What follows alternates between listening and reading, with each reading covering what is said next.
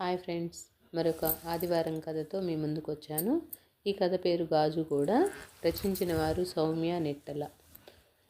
పొద్దున్నుంచి శ్రవణ్ మనసు రెండుగా చీలిపోయింది. ఓ భాగం మహదానందంలో తేలుతోంది, ఇంకో ముక్క ఆందోళనకి ఒత్తిడికి లోనవుతుంది. ఎప్పటిలానే పొద్దున్న 8 తన స్టార్టప్ ఆఫీసుకి వెళ్ళాడు శ్రవణ్. తనే బాస్ అయినా అలా అందరికన్నా ముందు వెళ్ళిపోయి ఓ 2 గంటలు ప్రశాంతంగా పనిచేసుకుంటాడు. మెయిల్స్ చూసుకుని వాటికి రిప్లై ఇచ్చి ఆ రోజు ఏం చేయాలో ప్లాన్ చేసుకుంటాడు. తన మొదటి ఎంప్లాయ్ వచ్చేలోపే ఆ రోజు ఇన్బాక్స్ తెరవగానే తను చదువుకున్న బిజినెస్ స్కూల్ నుంచి మెయిల్, ఆ సంవత్సరం జరుగుతున్న గ్రాడ్యుయేషన్ సెరమనీకి తానే చీఫ్ గెస్ట్. ఎంత గౌరవం! చాలా కష్టాలు పడ్డాడు తన స్టార్టప్తో.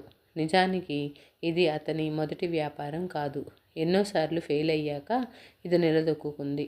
ఇంటా బయట అందరూ తనని తీసి పారేస్తున్న సమయంలో, తనకి కూడా ఆత్మవిశ్వాసం సడలుతున్న సమయంలో సాధించిన విజయం ఇది. శ్రమ, ప్రేమ కలిపి నిర్మించుకున్నాడు తన కంపెనీని. అది ఇప్పుడు ఫలాలు ఇస్తుంది. ఈ తరుణంలో తనకి బిజినెస్ విద్య నేర్పిన కళాశాల పిలిచి మరీ గౌరవించడం శ్రవణ్ ఊహించని ప్రతిఫలం. తృప్తిగా మెయిల్ని చూస్తూ కుర్చీ వెనక్కి వాలాడు. ముఖం మీద చిరునవ్వు. మెయిల్లో ప్రోగ్రాం కూడా రాసుంది. కాన్వకేషన్ మొదలయ్యే ముందు శ్రవణ్ కాబోయే గ్రాడ్యుయేట్స్ని ఉద్దేశించి మాట్లాడాలి. ఇక్కడ అతని చిరునవ్వు మాయమైంది. అబ్బా అనుకున్నాడు. శ్రవణ్ 10 మంది ముందు మాట్లాడలేడు. మరి 9 అయింది, ఆకలిస్తుంది. తను బయట తినడం ఇష్టం ఉండదు భార్య పల్లవికి. అందుకే లంచ్తో పాటు బ్రేక్ఫాస్ట్ కూడా ప్యాక్ చేసి ఇస్తుంది. ఆఫీస్ ప్యాంట్రీ నుంచి ప్లేటు, కప్పు, స్పూన్ తెచ్చుకుని బాక్స్ తెరిచాడు. హాట్ ప్యాక్లో పొంగల్, థర్మల్లో సాంబారు వేడివేడిగా పొగరు కక్కుతుంది. బాగా వంట చేస్తుంది పల్లవి. పల్లవిని తలుచుకోగానే శ్రవణ్ మొహం ఇంకా గంభీరంగా అయిపోయింది. కొన్నాళ్ల క్రితం డబ్బాలో సరదాగా చిన్న చిన్న నోట్స్ పెట్టేది, తనని ఉత్సాహపరిచే మాటలు రాసేది. శ్రవణ్ మీద తనకెంత నమ్మకం ఉన్నది రాసేది. పని ఒత్తిడి మధ్య ఆ నోట్ చూసినప్పుడు మనసు తేలికయ్యేది, ఉత్సాహం నిండేది. ఈ మధ్య ఆ నోట్స్ కనపడట్లేదు. మెయిల్ చూస్తూ తన కాలేజీ జ్ఞాపకాల్లోకి వెళ్ళిపోయాడు శ్రవణ్. బిజినెస్ స్కూల్లో పల్లవి తన క్లాస్మేట్. ఇద్దరి మధ్య గట్టి పోటీ ఉండేది. కొన్ని విషయాల్లో ఇద్దరికీ చాలా భేదాలుండేవి. శ్రవణ్ సిగ్గరి. ఇద్దరికన్నా ఎక్కువ మంది ఉండే మాటే బయటికి రాదు అతనికి. పల్లవి తుఫాను కాదు సుడిగాలి. ఎదురుగా ఎంతమంది ఉండని, ఎంతవారు ఉండని, అబ్బే లెక్కే లేదు. కానీ కొన్ని విషయాల్లో ఇద్దరూ ఒక్కటే. ఇద్దరికీ పెద్ద పెద్ద కలలుండేవి. ఓ మంచి కంపెనీని స్థాపించి వ్యాపారం చేయాలని. ఇద్దరిలో ఉన్న ఇంకో సుగుణం తమ కలల వైపుగా శ్రమించే తత్వం. ఒకరినొకరు ఛాలెంజ్ చేసుకుంటూ ఉండటం వల్ల ఇద్దరూ షార్ప్గా, అలర్ట్గా గెలవాలనే పట్టుదలతో ఉండేవారు. తాను కోరుకుంటున్న జీవితానికి పల్లవి సరైన భాగస్వామి అవుతుంది అని ఆమెని కలిసిన కొన్ని నెలల్లోనే తెలిసిపోయింది శ్రవణ్కి. అయినా ఆమెకి చెప్పలేదు.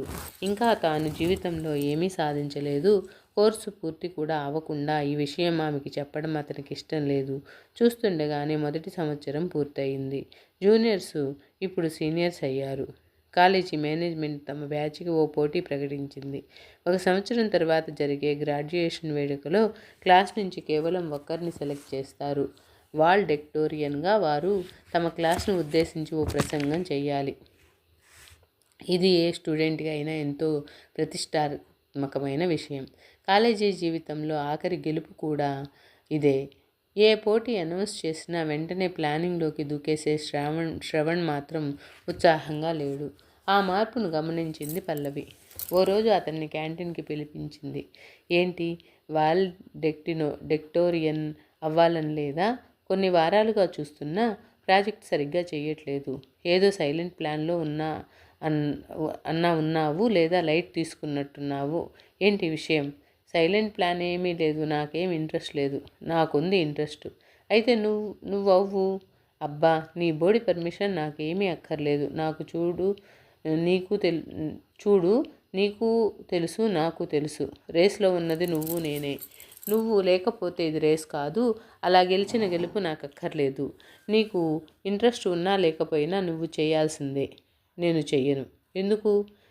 వాలెడెక్టోరియన్ అయితే స్పీచ్ ఇవ్వాలి. అయితే? శ్రవణ్ బేల కళ్ళతో చూశాడు పల్లవి వైపు. పల్లవి అర్థం కానట్టు చూసింది. అంతలోపే విషయం తట్టి గట్టిగా నవ్వేయడం మొదలుపెట్టింది. క్యాంటీన్లో అందరూ వారినే చూస్తున్నారు. శ్రవణికి తన హుడీలో మొహం దాచేసుకోవాలనిపించింది. ఇదేదీ పట్టించుకొని పల్లవి పొట్ట చెక్కలయ్యేలా నవ్వుతుంది. కొంతసేపటికి శాంతించి బ్యాగ్ తీసుకుని లేచింది. శ్రవణ్ కూడా లేచాడు. పల్లవి శ్రవణ్ దగ్గరగా వచ్చింది. శ్రవణ్కి ఏం జరుగుతుందో అర్థం కాలేదు. పల్లవి అతని కాలర్ పట్టుకుంది. శ్రవణ్కి మతిపోయింది. ప్రాపర్టీ ట్యాక్స్ కట్టాల్సి వస్తుందని ఇల్లు కట్టడం మానేసంత స్టూపిడ్వి కావు నువ్వు.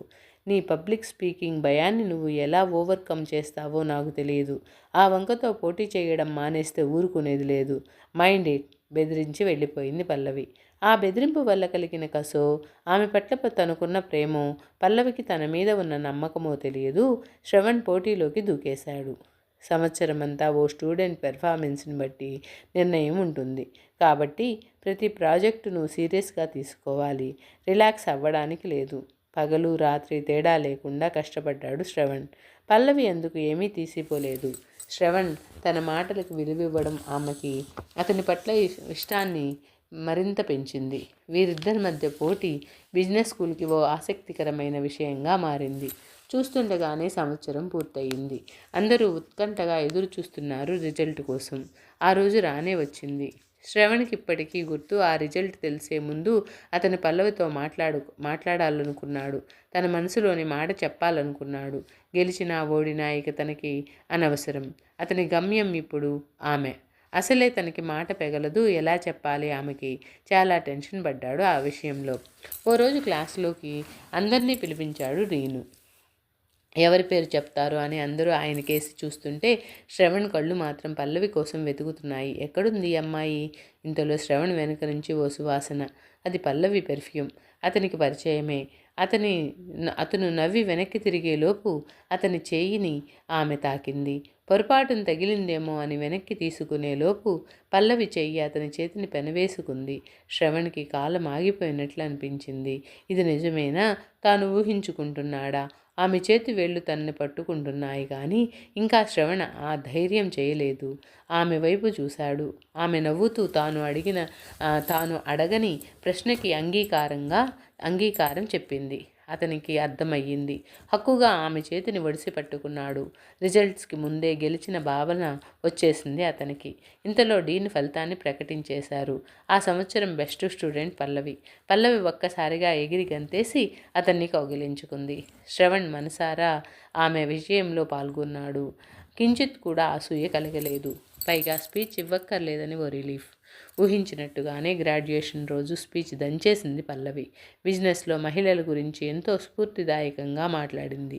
ఆమెను తర్వాత అడిగాడు శ్రవణ్. అంత ధైర్యంగా ఎలా మాట్లాడగలిగావని? విషయం ముఖ్యమైనది కదా, ధైర్యం అదే వస్తుంది అంది. నిజం. అతను అలా ఆలోచించలేకపోయాడు. ఏంటో పల్లవి గెలవడమే కరెక్ట్ అనుకున్నాడు మనసులో. చదువు పూర్తయ్యాక వెంటనే ఇంట్లో వాళ్ల సమ్మతంతో పెళ్లి చేసుకున్నారు పల్లవి శ్రవణ్. కాలేజీ వాతావరణానికి, బయట ప్రపంచానికి, పుస్తక జ్ఞానానికి, సమాజంలోని వాస్తవికతకి ఉన్న తేడా ఎంతో కష్టంగా అనుభవంలోకి వస్తుంది విద్యార్థులకి. ముఖ్యంగా టాపర్స్కి వ్యాపారంలో కాలేజీ ర్యాంకులు పనికిరావు, పరీక్షలు చెప్పిరావు, సంవత్సరానికి ఓసారి రావు, ఫలితాలు వెంటనే తెలియవు. పాస్ అయినా ఆ సంతోషాన్ని ఇంకో పరీక్ష కబళించేస్తుంది. ఇది జీవిత సత్యం. 20లలో ఈ నిజాన్ని అందరిలానే శ్రవణ్, పల్లవి కూడా తెలుసుకున్నారు. కాలేజీలో లాగానే ఎవరి స్టార్టప్ మొదట విజయవంతమవుతుంది అని ఉత్సాహంగా మొదలైన వారి ప్రయాణం ఎన్నో ఆటుపోట్లు చూడాల్సి వచ్చింది. 2 ఏళ్లలోనే ఇద్దరూ వరుస పరాజయాల్ని చూశారు. ఈ ఒత్తిడి వ్యక్తిగత జీవితంలో కనిపించడం మొదలుపెట్టింది. ఆర్థిక సమస్యలు ఓవైపు, ఇద్దరూ పనిచేయడం వల్ల సంసారంలో కలిగే ఇబ్బందులు ఇంకోవైపు. వారుండే ఇల్లు బ్యాచిలర్స్ ఫ్లాట్ లాగా ఉండేది. అవసరమైన ఫర్నిచర్ మాత్రమే ఉండేది. ఇంట్లో పడుకోవడం తక్కువ. ఇద్దరూ రాత్రి ఎప్పుడో ఇల్లు చేరేవారు. పని తప్ప ఏమీ పట్టించుకునేవారు కాదు. వృత్తిలో చేస్తున్న ప్రయత్నాలు విజయవంతం కాకపోయేసరికి ఆ నిరుత్సాహం మెల్లగా అన్ని విషయాల్లోకి చొచ్చుకుని రావడం మొదలైంది. ఇద్దరూ ఇల్లు చేరేసరికి తినడానికి ఏమీ ఉండేది కాదు. ఇంటి పనులు ఎదురు చూస్తూ ఉండేవి. నీ పని అంటే నీ పని అని కొట్లాడుకునేవారు. ప్రేమ ఉండటం వల్ల మళ్ళీ సంధి చేసుకునేవారు కానీ గొడవలు తీరేవి కావు. అవే విషయాల్లో అవే గొడవలు. పైన పోట్లాట, లోపల గుబులు, జీవితం ఏమైపోతుంది అని. మూడో పెళ్లి రోజు రాబోతోంది అనగా పల్లవి ప్రెగ్నెంట్ అని తెలిసింది. శ్రవణ్ ఆనందానికి అవధులు లేవు. పల్లవిలో మాత్రం ఆ సంతోషం కనిపించలేదు. ఇంకా ఇద్దరం సెటిల్ అవ్వలేదు కదా బెంగగా అంది పల్లవి. లేదు కానీ ఓ నిజం చెప్పనా, మన బేబీ రాబోతుందని తెలిసినప్పటి నుంచి నాలో ఏదో కొత్త మోటివేషన్ నిండిపోయింది. మనకిప్పుడు కొత్త గోల్, చుట్టూ అపార్ట్మెంట్స్ని చూపిస్తూ మన బేబీ ఇలాంటి పరిస్థితుల్లో రాకూడదు. మనకి 9 నెలలు డెడ్ లైన్. ఇద్దరం ఇదే ధ్యేయంగా పెట్టుకుందాం. మళ్ళీ ఫ్రెష్గా మొదలు పెడదాం, కష్టపడదాం. ఏమంటావు? పల్లవికి అతని ఉత్సాహం చూసి ముచ్చటేసింది. కానీ ఆ 9 నెలలు అతనితో సమానంగా అడుగు వేయగలనా? ఏ బాదరబందీ లేకుండా ఉంటేనే తాను సక్సెస్ కాలేకపోయింది కదా. తన సామర్థ్యం మీద తనకే కలుగుతున్న సందేహాలు ఆమెని ముందడుగు వేయనివ్వటం లేదు. డ్రైగా నవ్వింది. మేబీ 2 years సక్సెస్ కాలేదంటే ఇదే నాకు సైన్ ఏమో, ఇక చాలు అని. పల్లవి శ్రవణ్ కేసు చూసింది. ఏదో అనుభవాడు కానీ ఏమీ అనలేదు అతను. తన సందేహాలు అతని మౌనంతో రూఢి అయ్యాయి. అంతే, అస్త్రసన్యాసం చేసేసింది పల్లవి. నేను బ్రేక్ తీసుకుంటాను శ్రవణ్, అదే కరెక్టు. బేబీ హెల్తీగా పుట్టాలంటే మన లైఫ్ స్టైల్ మారాలి. ఇంటి ఫుడ్ తినాలి, స్ట్రెస్ ఉండకూడదు, 8 గంటలు పడుకోవాలి. ఇష్టం వచ్చినట్టు ఉండలేం. పరాజయాలకు ఎదురీది అలసిపోయిన ఆమె మనసు ఆ నిర్ణయాన్ని ఖండించలేదు. శ్రవణ్ కూడా వాదించలేదు. శతాబ్దాల సంప్రదాయాలు నిర్ణయించిన భార్యాభర్తల పాత్రల్లో ఇద్దరు ఒదిగిపోయారు. అదే సులువనిపించింది ఇద్దరికి. పాప బాగుని గోల్గా పెట్టుకోవడం కలిసొచ్చింది శ్రవణ్కి. అప్పుడు అతను పుంజుకున్న వేగం ఓవైపు అతని కంపెనీని, ఇంకోవైపు అతని ఇంటిని సెటిల్ చేసేసింది. ఏ పనైనా దక్షత, నిబద్ధతతో చేసే పల్లవి గృహిణి పాత్రను అద్భుతంగా నెరవేర్చింది. వంట తెలియని స్థాయి నుంచి తెలియని వంటలు లేని స్థాయి వరకు వచ్చింది. శ్రవణ్ పనిలో ఒత్తిడి తాను స్వయంగా అనుభవించింది గనుక అతన్ని బాగా అర్థం చేసుకునే భాగస్వామి అయ్యింది. మంచి తల్లి అయ్యింది. వారి ఇల్లు ఓ అందంగా తీర్చిదిద్దిన పొదరిల్లు. పెళ్ళైన కొత్తల్లో ఉన్న స్ట్రగుల్స్ ఇప్పుడు లేవు. అయినా పల్లవి శ్రవణ్ మధ్య గతంలోని దగ్గరతనం ఇప్పుడు లేదు. ఇది అని చెప్పలేని గాజు కూడా ఇద్దరి మధ్య ఉన్నట్టు అనిపిస్తుంది శ్రవణ్కి. అందరి దృష్టిలో ఇద్దరు ముచ్చటైన జంట, కానీ ఏకాంతంలో ఇద్దరూ ఒంటరే. శ్రవణ్ తనకి తోచిన ప్రయత్నాలు చేసి చూశాడు. మళ్ళీ మునుపటిలాగా క్లోజ్గా అవ్వడానికి పుట్టినరోజని, పెళ్లి రోజని ఖరీదైన గిఫ్ట్స్ ఇచ్చాడు. సర్ప్రైజ్గా వెకేషన్స్కి తీసుకెళ్లాడు. పల్లవి ఆనందంగానే అనిపించింది కానీ ఆమెలో అతను మొదట చూసిన గ్లో, ఆ మెరుపు చూసి చాలా కాలం అయ్యింది. ఆమె పక్కనే ఉంటుంది కానీ తనకి తెలిసిన పల్లవిని మిస్ అవుతుంటాడు శ్రవణ్. టైము 10 అయ్యింది. ఎంప్లాయీస్ రావడం మొదలుపెట్టారు. ఇక అతని సమయం అతని చేతిలో ఉండదు. ఇన్నేళ్లలో మొదటిసారిగా ఆ రోజు పని చేయబుద్దవ్వలేదు శ్రవణ్కి. పల్లవి విషయం అప్పటికే అతని మనసుని తొలిచేస్తుంది. దానికి తోడు కాలేజీలో ఇవ్వాల్సిన స్పీచ్. నేను రానని చెప్పేస్తే పల్లవి తన కాలర్ పట్టుకుని బెదిరించిన సంఘటన గుర్తొచ్చింది. నవ్వుకున్నాడు. కాలేజీ వారికి ఈమెయిల్ను తాను వస్తున్నట్టు రిప్లై ఇచ్చేసి ఏం మాట్లాడాలా అని బిజినెస్ మ్యాగజైన్స్ తిరిగేస్తుండగా ఓ ఆర్టికల్ కనబడింది. అది చదువుతుండగా అతని మనసంతా భారంగా అయిపోయింది. ఏదో గిల్టీ ఫీలింగ్. తను చదివింది నిజమేనా? రాసింది కూడా ఓ పేరున్న జర్నలిస్టు. ఆధారాలతో సహా రాసిన వ్యాసం నిజం. తన మనసునికి తెలియదా తను చేసింది తప్పేనా కాదేమో? బుర్రంతా వాద ప్రతివాదాలతో నిండిపోయింది. ల్యాప్టాప్ మూసేసి గట్టిగా కళ్ళు మూసేసుకున్నాడు. ఆ సమయంలో పల్లవి ఉంటే ఎంత మంచి మాటలు చెప్పేది. కానీ తన వల్లే కదా మీ ఆలోచనలన్నీ. మళ్ళీ కాలేజీ రోజులకు వెళ్ళిపోతే ఎంత బాగుండు. ఆ పల్లవి, ఆ శ్రవణ్ వాళ్లే బెస్ట్. వెంటనే ఓ ఆలోచన వచ్చింది శ్రవణ్కి. ఫోన్లో ఏదో మెసేజ్ చేసి బ్యాగ్ తీసుకుని ఎక్కడికో బయలుదేరాడు. బిజినెస్ స్కూల్ క్యాంటీన్ ఓ టేబుల్ మీద శ్రవణ్ స్పీచ్ పేపర్స్ చూసుకుంటున్నాడు. పల్లవి రావడం చూసి వాటిని ఓ బొత్తిగా పెట్టాడు. క్యాంటీన్కి రమ్మని శ్రవణ్ పంపిన మెసేజ్ చూసి నవ్వుకుంది పల్లవి. స్పీచ్ విషయంలో టెన్షన్ పడుతున్నట్టున్నాడు అనుకుని నవ్వుతూ వెళ్ళి కూర్చుంది. శ్రవణ్, స్పీచ్ గురించి వర్రీ అవ్వకు నువ్వు. నేనేమీ వర్రీ అవ్వట్లేదు.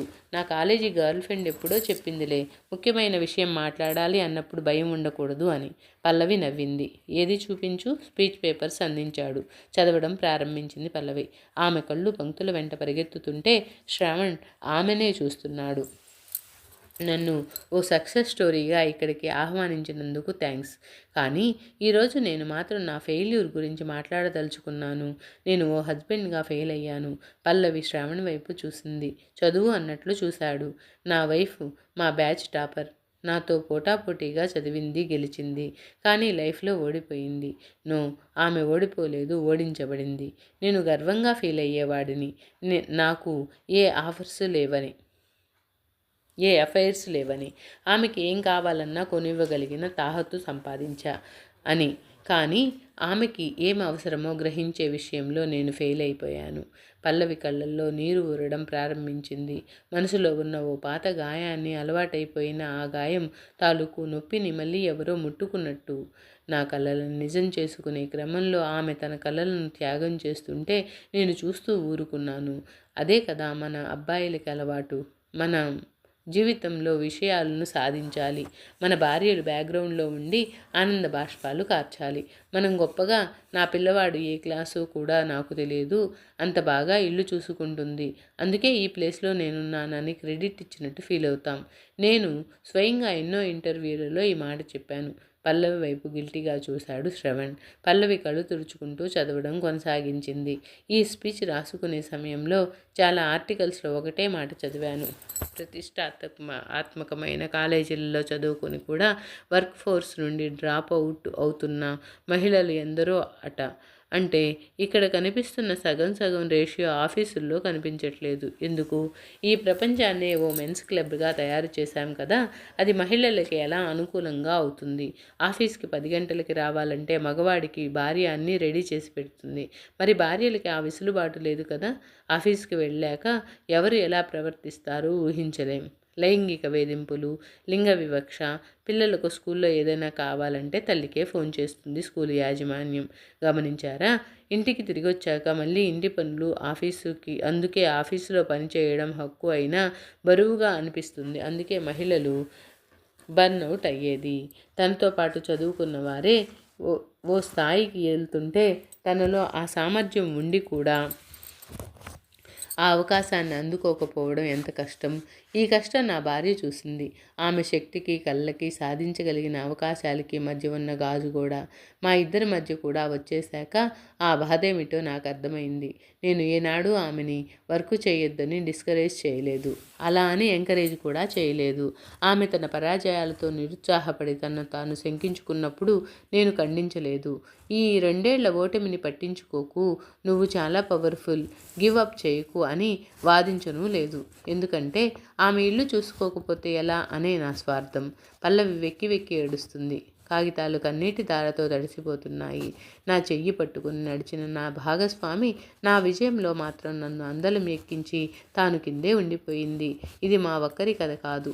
ఓ స్త్రీ త్యాగం చేస్తే దాన్ని దర్జాగా తీసుకోవడం అలవాటైన ప్రతి మగవాడి కథ. ఇదంతా మీకు ఎందుకు చెప్తున్నాను అంటే నా తప్పుల నుంచి నేర్చుకుంటారని, ఇంకో బ్రిలియంట్ అమ్మాయికి అలా జరగకూడదని. పల్లవికి కన్నీరు ఆగట్లేదు. శ్రవణ్ ఆ దృశ్యం అస్సలు చూడలేకపోయాడు. మూడ్ మార్చేయాలనుకున్నాడు. ఏయ్ హలో, ఏంటి నీకు సారీ చెప్పా అనుకుంటున్నావా? అందరి ముందు నేను గొప్పగా కనిపించాలని అలా రాశాను, లైట్ తీసుకో. ఏడవటం ఆపేసి ఆశ్చర్యంగా చూసింది పల్లవి. లేకపోతే నువ్వు త్యాగం చేసిన దేవతవి, నేను సెల్ఫిష్ రాక్షసుడు నేనా? అంత సీన్ లేదు. 1 సంవత్సరం పోటీ నుంచి తప్పుకుంటే ఇదే టేబుల్ మీద నన్ను కడిగేశావు నువ్వు. అలా సైలెంట్గా ఉంటే ఇన్నాళ్ళు నిన్నెంత మిస్ అయ్యాననుకుంటున్నావు?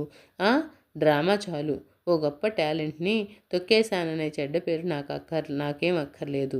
తమరు మళ్ళీ తమ కెరీర్ మీద ధ్యాస పెట్టచ్చు. అంతోటి పొంగల్ సాంబార్ మేము కూడా వండి పెట్టకపోము.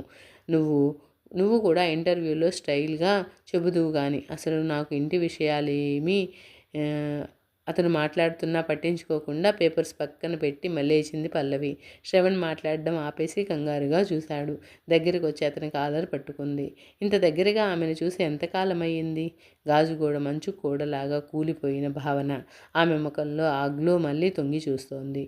ఏం జరుగుతుందో అతను ఊహించేలోపే ఇన్నాళ్ళు పిల్ల తిమ్మెరలా చిన్నపోయిన పల్లవి సుడిగా అల్లా శ్రవణ్ణి చుట్టేసింది.